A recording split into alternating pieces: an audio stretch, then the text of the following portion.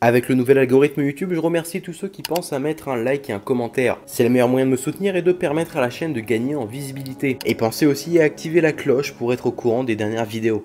Aujourd'hui, on s'éloigne des sujets habituels pour se tourner vers des événements plus récents.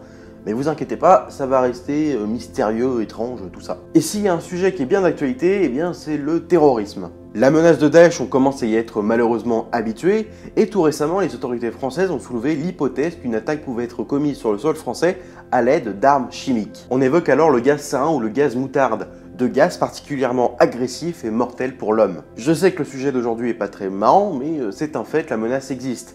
Et je vais en profiter pour parler d'un autre sujet qui me passionne, les sectes. Et lorsque l'on combine les deux, ça donne la secte d'Aum Shinrikyo, qui, le 20 mars 1995, commet un attentat à l'arme chimique dans le métro de Tokyo. Les gaz de combat sont considérés aujourd'hui comme l'une des pires armes. Beaucoup sont incolores et inodores, ce qui les rend difficilement détectables. Leurs noms et leurs formes sont variés et ont une origine plus ou moins lointaine. Et s'il y a bien un moment de l'histoire où les gaz étaient particulièrement à la mode, c'est bien pendant la Première Guerre mondiale. Terreur des tranchées, faucheuses invisibles, les gaz ont la réputation d'être l'arme la plus terrifiante. Et ne pensez pas qu'il y avait que les méchants Bosch pour s'en servir. De notre côté, on s'y est donné à cœur joie. Et plus la guerre durait, plus on se perfectionnait dans ce domaine. Et Wikipédia nous fait même le plaisir de nous faire une jolie petite liste. Bromure de xyline, dysphogène, gaz moutarde, cyanure d'hydrogène, chlore, des noms aussi compliqués que les douleurs que ces gaz t'infligent. Lacrymogène, toxique, irritant, te détruit les poumons, te brûle la gorge, te rend aveugle, te fait mourir d'asphyxie, et pour les plus sympas, te fait directement fondre ta peau. Bref, le truc était tellement violent qu'on a décidé d'interdire les armes chimiques. Ouais, après la guerre en 1925, des types en haute forme et avec des grosses moustaches se réunissent pour interdire les armes chimiques.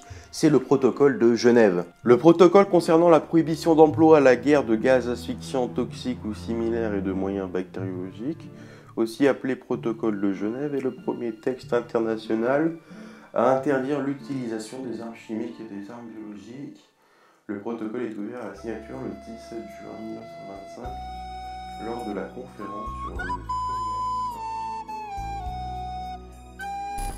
Bref, déjà que des règles sur comment on a le droit de s'entretuer, c'est con, et ben en plus de ça, personne les respecte ces règles. Pas de bol les gars, un peu plus et la guerre devenait un sport. Bon, la Première Guerre mondiale, c'est cool, enfin tu m'as compris, mais c'est quoi le rapport avec ce gaz mortel à Tokyo en 95 et une secte? Eh bien revenons en 1995. Nous sommes le 20 mars. À l'heure où les Tokyoïtes se rendent à leur lieu de travail, des membres de la secte d'Aum lancent des sacs remplis de gaz sarin dans 5 rames du métro qui convergent vers la station du quartier des ministères. Rapidement, le gaz se répand et les premières personnes à avoir été touchées par le gaz s'effondrent. Les autres commencent à suffoquer et à souffrir des effets du gaz. Le sarin, c'est un gaz qui a été découvert un peu par hasard en 1939 en Allemagne et qui devait à la base servir de pesticide. Mais on a découvert assez rapidement les effets dévastateurs qu'il avait sur l'homme. Alors on s'est pas privé pour s'en servir. Car le gaz sarin, c'est un neurotoxique. Ça veut dire qu'il s'attaque directement au système nerveux, et donc les neurones. Et donc au contact de la peau ou simplement le respirant, ce gaz provoque nez enflé, bon je vous l'accorde celui-là est soft, sécrétion importante de salive, difficultés respiratoires, les pupilles se contractent, des nausées et des vomissements, perte de connaissance puis le coma et sur la fin convulsion avant de mourir par asphyxie. Donc le truc en gros te veut du bien clairement. Du coup revenons à Tokyo, les autorités sont rapidement informées et les secours arrivent très vite. Et les personnes touchées par l'attaque sont prises en charge. L'attaque fera au final 13 morts et 6000 blessés et certains subissent encore les conséquences de ce gaz qui, je le rappelle, attaque directement le cerveau. À ce moment-là, l'enquête est lancée. Quelques heures après l'attaque, les autorités sont sûres d'avoir affaire à un attentat et sont déjà sur la piste des coupables. Leur suspect principal, la secte d'Aum, une secte fondée en 1984 par Shigeru Matsumoto. En gros, cette secte est une secte apocalyptique. C'est donc au choix qu'elle croit que la fin du monde est proche, soit qu'elle souhaite directement la provoquer. Et dans notre cas, elle souhaite la provoquer. Bon, à la base, le but était de déstabiliser l'État japonais pour ensuite prendre le pouvoir, mais après, fin du monde. C'était aussi tout ce qu'on aime, à savoir des fanatiques religieux.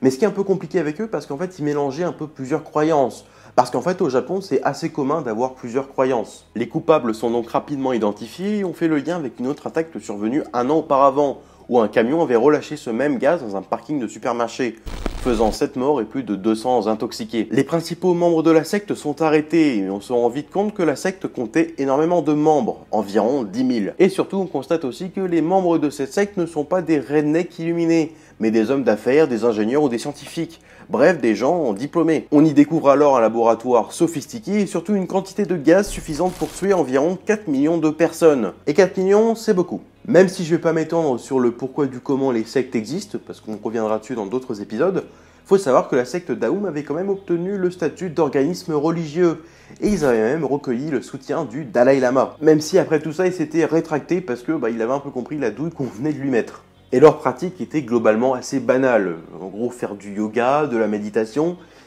et fabriquer des gaz toxiques aussi. Voilà, donc en gros, ce qu'il faut savoir, c'est que la secte Daum, ce sont des fanatiques de différents courants religieux, mais aussi artistiques. En effet, ils apportaient une grande importance aux prophéties de, devinez qui, Nostradamus. Et il y a d'ailleurs un épisode sur lui, va en description, tu le trouveras, et tu verras, il est bien, et oui, j'en profite pour faire mon auto-promo, qu'est-ce que tu vas faire?